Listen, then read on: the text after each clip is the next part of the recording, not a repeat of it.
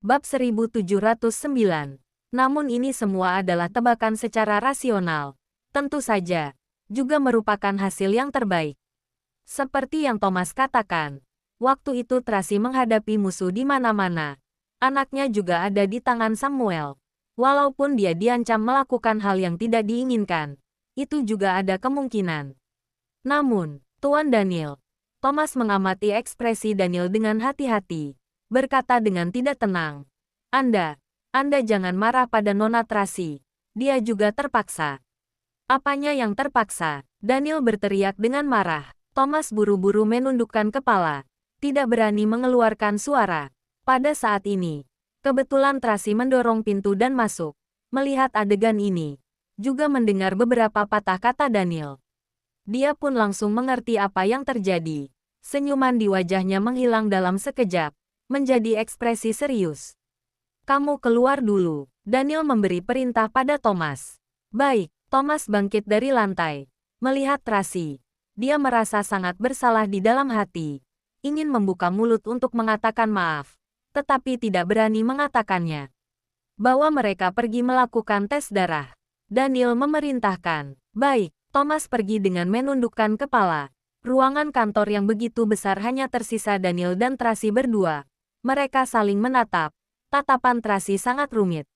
Dia bisa memahami kemarahan Daniel sebagai seorang pria, tetapi juga membenci Daniel tidak mempercayainya. Kenapa menatapku seperti ini? Daniel meletakkan pulpen di tangannya, menengadah dan menatapnya. Kemarilah, lebih baik jaga jarak, Tracy berkata dengan dingin, agar tidak menularkan penyakit padamu. Penyakit apa? Daniel merasa lucu dan menatapnya. Penyakit gila, kamu yang gila. Tracy sangat emosi, menatapnya dengan marah. Jika masih memelototiku lagi, bola matamu akan keluar. Daniel tersenyum. Melihat tampangmu seperti ini, sama seperti saat kamu menjadi sekretaris level rendah. Daniel, kamu menyebalkan. Tracy bergegas ke sana dan memukulnya, meninju dadanya. Wajah Daniel menjadi pucat karena sakit. Batuk tanpa henti. Sayang, kamu baik-baik saja kan? Aku tidak menggunakan tenaga. Tracy sangat terkejut. Buru-buru memapahnya dan memeriksa kondisinya. Daniel langsung meraih tangannya dan menariknya ke dalam pelukannya. Ah! Tracy berteriak karena terkejut. Terjatuh dan duduk di pelukannya. Buru-buru ingin bangun. Tetapi Daniel merangkul pinggangnya dengan erat. Tidak membiarkannya bergerak. Jangan sembarangan bergerak. Semakin bergerak akan semakin sakit. Kalau begitu, kamu masih tidak akan melepaskanku. Tracy sangat cemas. Tidak, aku tidak akan melepaskanmu seumur hidup ini. Daniel mendekatkan kepalanya ke dadanya. Kenapa aku harus melepaskan istriku? Kamu tidak takut aku menularkan AIDS padamu? Tracy merasa sedih, tapi juga marah. AIDS apa? Daniel menatapnya dengan dingin. Istriku murni dan bersih. AIDS dari mana? Jangan berpura-pura lagi. Tracy ingin menangis. Tadi Thomas sudah memberitahumu kan? Malam itu di bar Kaisar. Billy, jangan mengungkit bajingan itu. Daniel marah ketika memikirkannya. Awalnya aku masih kasihan padanya.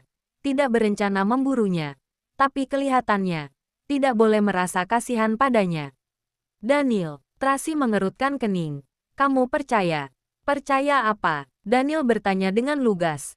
Percaya bahwa kamu mencari Denny dan memintanya mencari orang untuk menggantikanmu. Hah?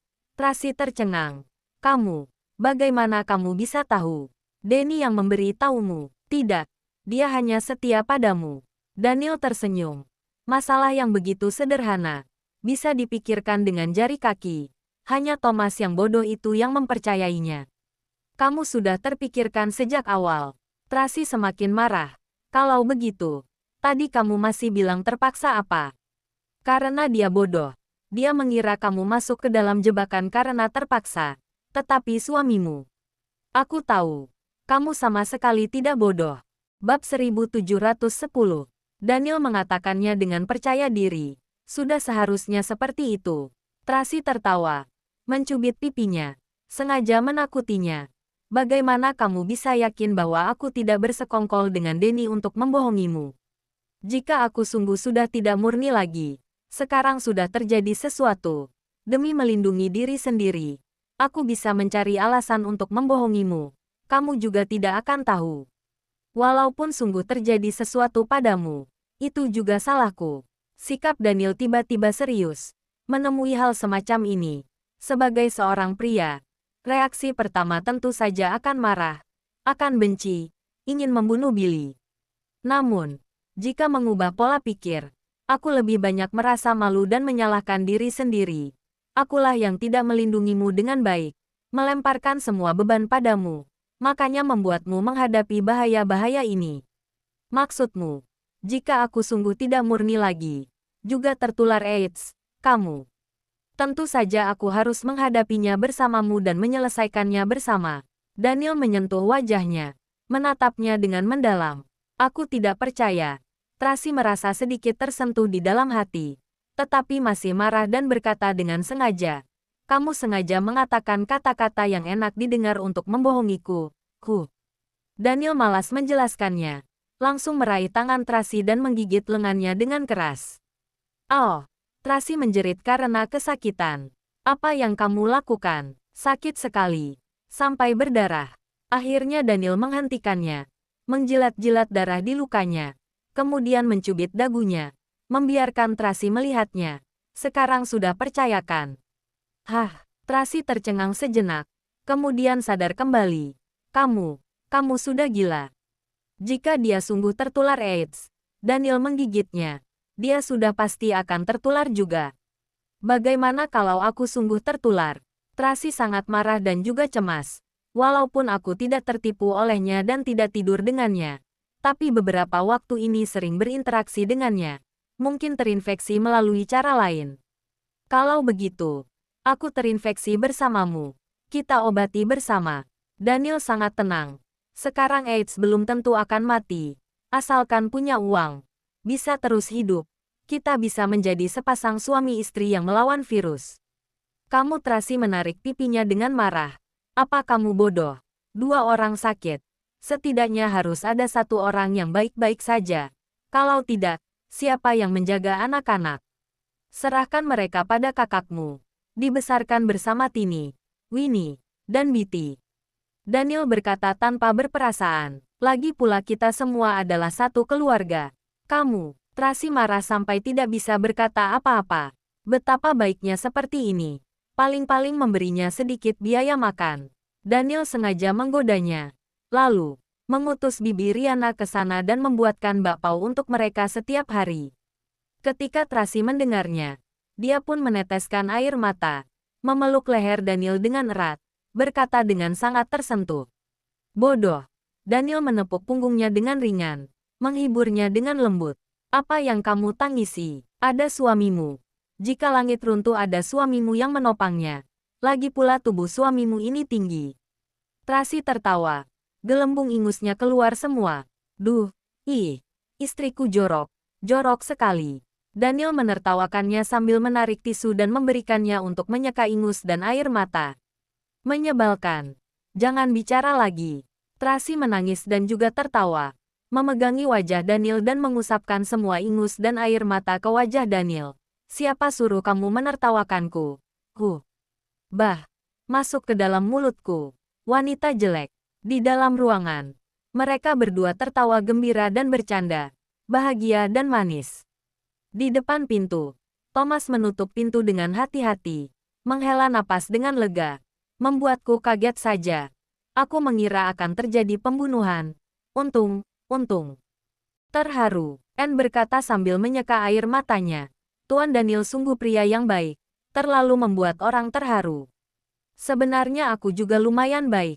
Thomas tampak sedih. Tapi, tidak pernah ada wanita yang mengatakan bahwa aku pria baik. Kamu seperti sebuah batu. Anne memutarkan bola matanya ke samping.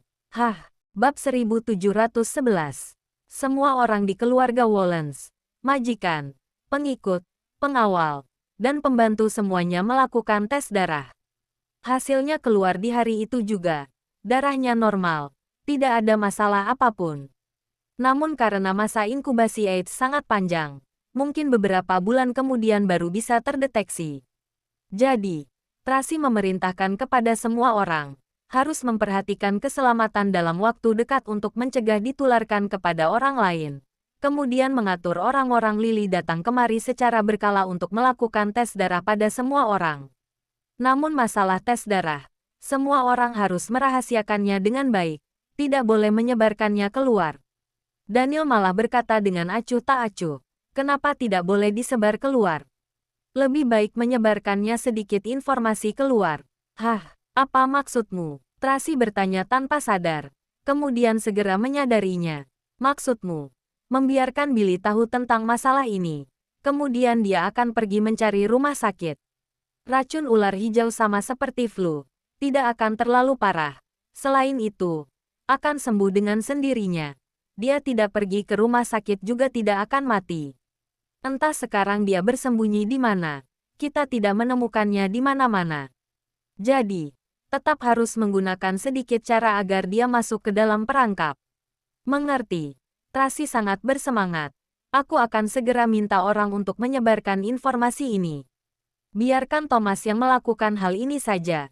Kamu istirahat di rumah. Daniel tidak ingin membuat Tracy pusing lagi. Pergilah bersiap-siap. Nanti malam mau pergi ke rumah kakakmu. Harus membawa sedikit hadiah. Hah, Tracy lebih pusing dalam masalah ini. Lebih baik membawa hadiah apa? Sepertinya kakak tidak kekurangan apapun. Dia tidak kekurangan. Kalau begitu bawakan untuk kakak ipar dan anak-anak. Daniel mencubit pipi Tracy. Apa yang anak-anak sukai? Kamu seharusnya tahu kan?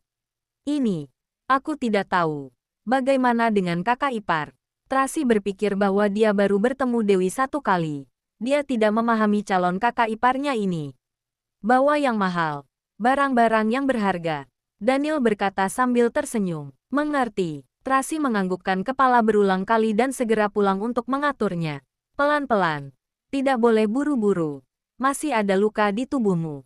Daniel berpesan dengan lembut. Tracy melambaikan tangannya dan pergi dengan tergesa-gesa. Daniel menyaksikan dia pergi.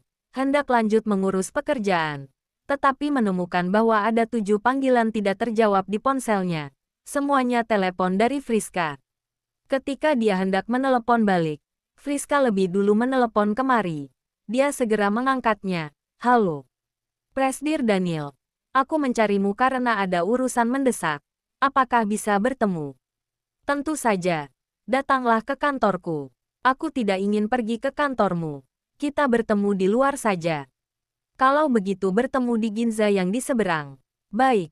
Aku akan tiba dalam 10 menit. Ya, setelah menutup telepon. Daniel mengerutkan kening. Dia kira-kira tahu Friska mencarinya karena masalah apa dan masalah ini juga seharusnya ditangani olehnya. Daniel membawa Thomas pergi ke restoran Ginza. Dalam perjalanan, dia menelepon Tracy. Kamu jangan ikut campur dalam masalah Friska. Biar aku yang menanganinya. Aku sudah meneleponnya. Juga ingin membuat janji untuk bertemu dan menjelaskannya. Kamu tidak akan bisa menjelaskannya. Dia sedang emosi. Tidak akan mendengarkanmu. Itu, biar aku yang menanganinya. Sikap Daniel sangat tegas. Kamu yang patuh ya. Yang penting jaga anak-anak dengan baik saja. Baiklah. Kalau begitu kamu juga harus perhatikan keselamatan. Ya, setelah menutup telepon. Daniel bertanya pada Thomas, apa sudah menemukan data wanita itu? Sudah ditemukan. Sedang menerima. Thomas sedang memegang komputer tablet untuk menerima data. Tiba di restoran Ginza. Ada orang-orang Friska di mana-mana. Sekarang sudah berbeda dengan dulu. Sekarang dia merupakan penguasa keluarga Amberson. Membawa belasan pengawal saat berpergian. Kekuatannya sangat besar. Namun, dia menutup kepalanya dengan kerudung. Juga memakai kacamata hitam. Tampak sangat misterius dan sederhana. Presdir Daniel. Melihat Daniel, Friska segera berdiri dan menyambutnya. Emosinya tampak sedikit gelisah. Duduklah. Daniel sangat tenang dan memberi isyarat tangan untuk membubarkan para pengawalnya. Hanya menyisakan Thomas. Bab 1712. Friska melihat kondisinya. Ia juga segera membubarkan para pengawalnya. Menyisakan 2 pengawal wanita kepercayaannya di sisinya. Ada hal apa Nona Friska mencariku? Daniel bertanya dengan lugas. Aku sudah mendengar masalah tentang Billy. Friska berkata dengan penuh semangat. Dia sungguh mengidap AIDS. Dari mana kamu tahu tentang ini? Daniel mengerutkan keningnya. Dia masih belum sempat menyebarkan masalah ini. Mengapa Friska bisa tahu dengan begitu cepat? Kelihatannya itu benar. Friska sangat marah hingga tangannya gemetar. Bajingan ini masih belum dipastikan. Daniel sangat tenang. Sekarang hanya tahu bahwa wanita yang berhubungan intim dengannya sebelumnya terkena AIDS.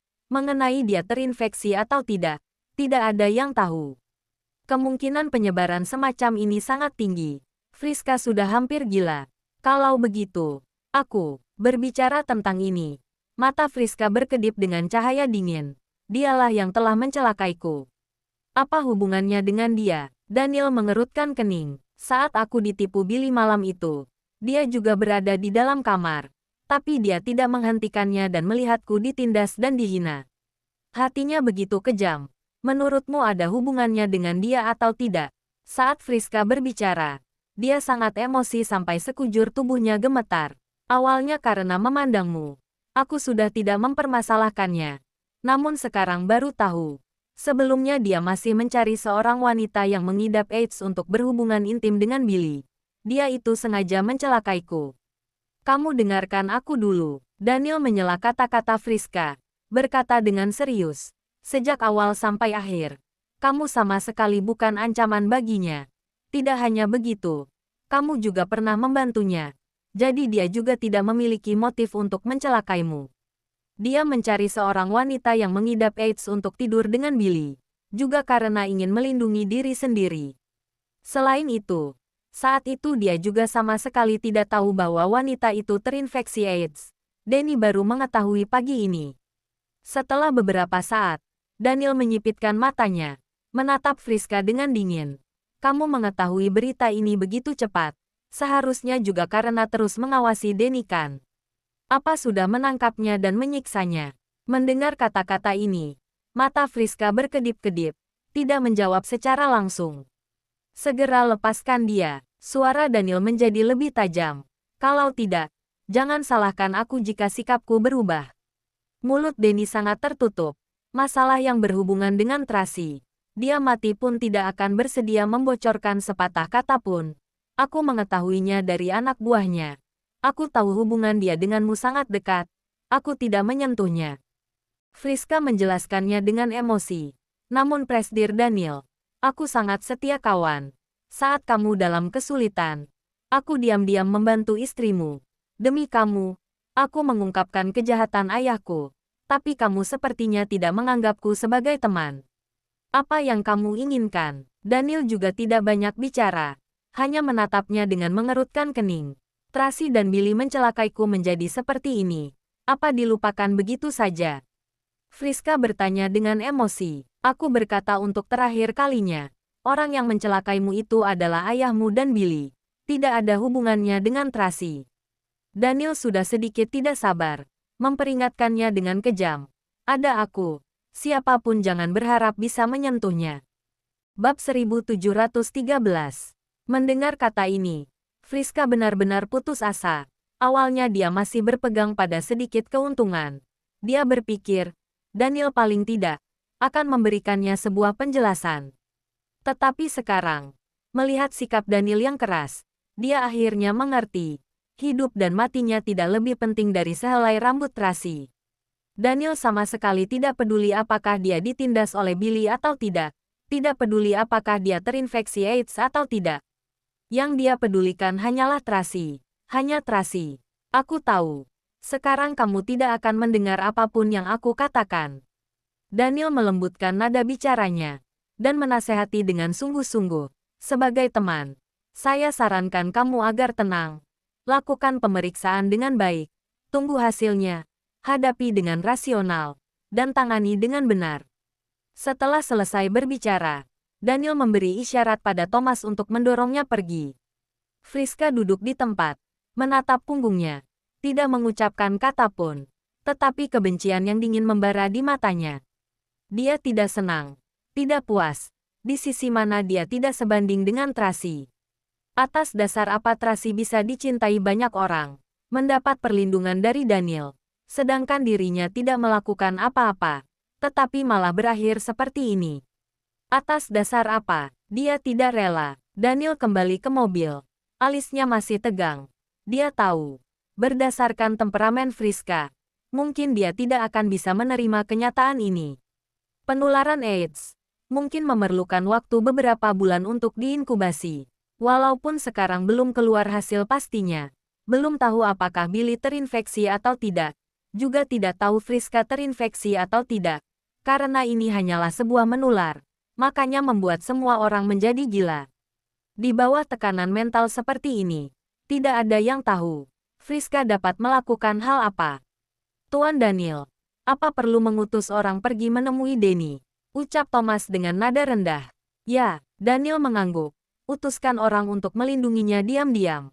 Baik, mengerti. Thomas segera mengaturnya. Daniel memandang langit yang suram dengan ekspresi serius. Dia berharap Friska dapat mendengarkan kata-katanya yang terakhir, dengan tenang menghadapinya. Tetapi ada beberapa hal. Tetap harus mengandalkan diri sendiri. Apakah akan terjebak dalam kesulitan atau tidak? Itu merupakan pilihannya sendiri. Daniel menatap jam tangannya. Saat ini sudah menunjukkan jam 4 sore lebih. Dia bersiap kembali ke kantor. Pada saat ini, ponselnya tiba-tiba berdering. Sebuah panggilan tidak diketahui. Dia menjawab telepon dengan ragu. Sebuah suara yang lucu terdengar. Ini aku. Tabib Dewa. Daniel langsung mengenali suaranya. Waktu pengobatanmu sudah tiba. Jika terus ditunda, kamu bisa mati. Peralatanku dan obat-obatan semuanya ada di tengah bukit. Kamu harus segera kembali ke bukit untuk berdiskusi denganku. Aku akan memberikan pengobatan padamu di sana. Dan pada malam hari kita kembali ke tempat si bajingan itu bersama. Bukan bajingan. Maksudku Lorenzo. Dewi mengubah kesombongannya yang sebelumnya. Dan sikapnya menjadi lebih baik. Maksudmu, sekarang kita bertemu di villa sisi selatan. Daniel agak sedikit bingung. Logikanya, Lorenzo hanya perlu mengutus orang untuk mengambil barang Dewi ke villanya. Kenapa pengobatannya malah harus dilakukan di bukit villa sisi selatan? Selain itu, tadi dia bilang, jika ditunda terus bisa mati. Memang benar, tidak boleh ditunda terlalu lama, tapi hanya beberapa jam saja tidak masalah kan. Namun orang ini sepertinya memaksanya kembali ke villa sisi selatan. Benar, kamu tidak menginginkan nyawamu lagi. Cepat segera ke sini. Sebelum matahari terbenam harus sudah menerima pengobatan. Jika tidak, istrimu akan menjadi janda. Ya, aku mengerti. Daniel menjawab tanpa sadar. Cepat. Pukul 5:30 bertemu di villa selatan. Begitu Dewi selesai mengatakan hal ini, dia pun menutup telepon. Daniel segera memerintahkan Hartono untuk mengemudi ke villa selatan. Ketika di jalan, Tracy mengirimkan pesan, mengatakan hadiah yang akan dibawa ke rumah kakaknya sudah siap. Bertanya kepadanya kapan akan berangkat. Ketika Daniel bersiap untuk membalas pesan, tiba-tiba ia teringat sesuatu. Jangan lupa like, komen, and subscribe ya. Terima kasih. Tunggu terus kelanjutannya.